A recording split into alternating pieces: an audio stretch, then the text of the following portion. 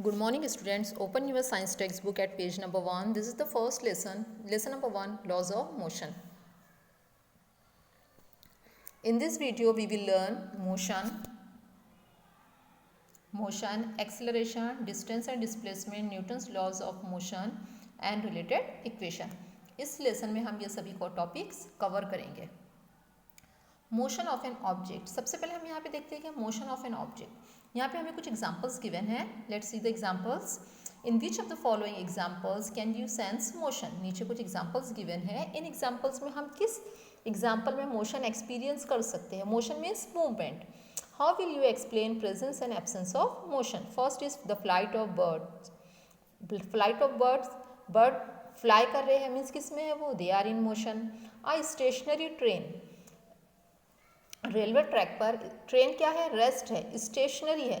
सो ये मोशन में होंगी क्या, no, it will be at rest position. किस पर होगी वो, रेस्ट पोजीशन पर. Leaves flying through the air, air में लीव्स फ्लाई कर रही है तो वो भी किस में है, मोशन में है. A stone lying on the hill, किसी हिल पर एक स्टोन है. सो यहाँ पर भी क्या है, absence of motion. We see the motion of several objects every day. हमारे सराउंडिंग में हम एवरी डे अनलिमिटेड ऐसे ऑब्जेक्ट्स देखते हैं जो किस में दिखाई देते हैं हमें, मोशन में.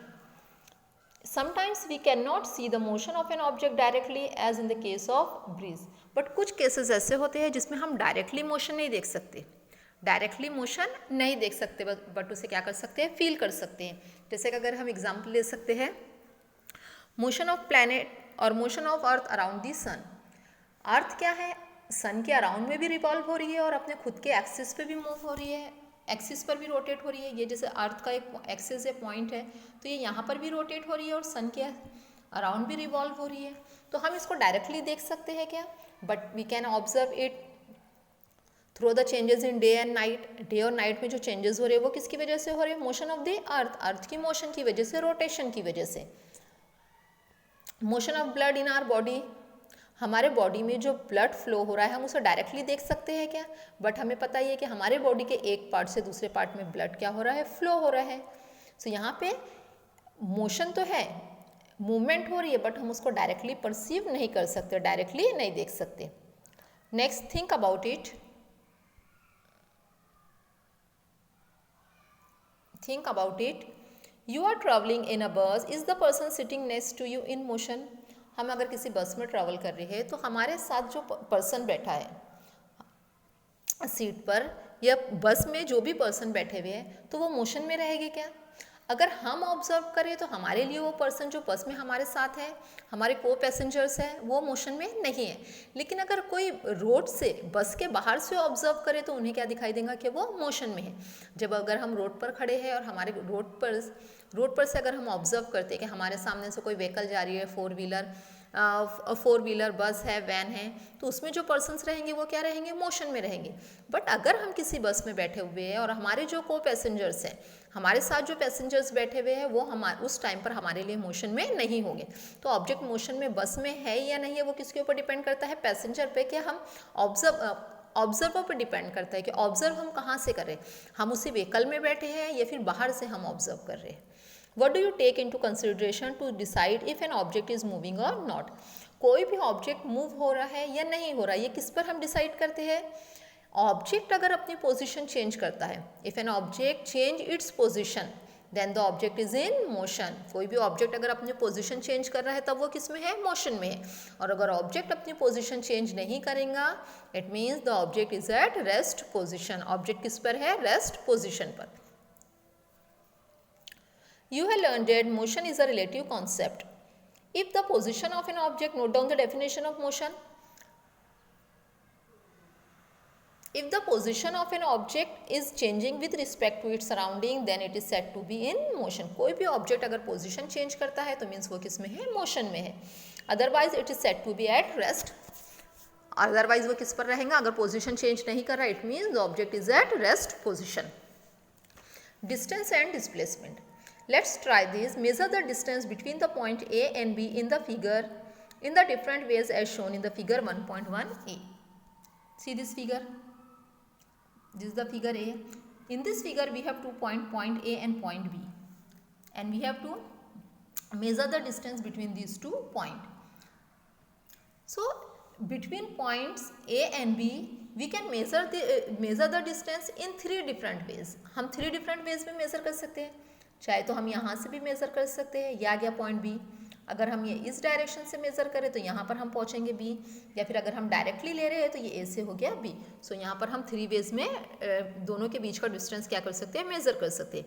Now measure the distance along the dotted line. ये जो डॉट लाइन गिवन है यहाँ से हमें डिस्टेंस मेज़र करना है. ये which distance is correct according to you and Y.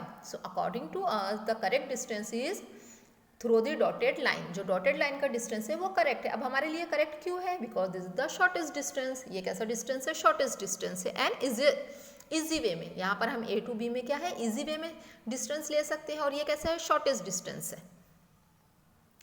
Next, think about it. Sheetal first went to her friend Sangeeta's house on her way to school. अब यहाँ पे देखिए आपको एक फिगर बनी हुई है. इस फिगर में this the Sheetal and Prashant house. ये शीतल और प्रशांत दोनों भी कैसे हैं? सिबलिंग है, सिस्टर ब्रदर है. ये इनका घर है.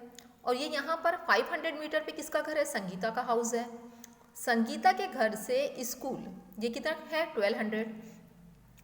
अगर हम यहाँ पे नोटिस करें तो हमें क्या दिखाई दे रहा है कि शीतल और प्रशांत के घर से स्कूल का डिस्टेंस कितना है? 1300 मीटर है.